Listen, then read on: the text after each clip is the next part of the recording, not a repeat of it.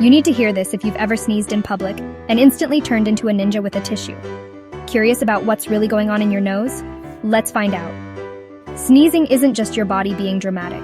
It's your nose's way of kicking out unwanted guests. When dust, pollen, or even a strong smell tickles the inside of your nose, special nerve endings send an SOS to your brain. Your brain responds with a big, "let's clear this out" command. That's when your chest and throat muscles contract, your eyes squeeze shut, and bam! You launch a hurricane of air, blasting those irritants away at up to 100 miles per hour. Fun fact: you can't sneeze with your eyes open. It's a reflex, and it's there to protect your eyeballs from flying debris.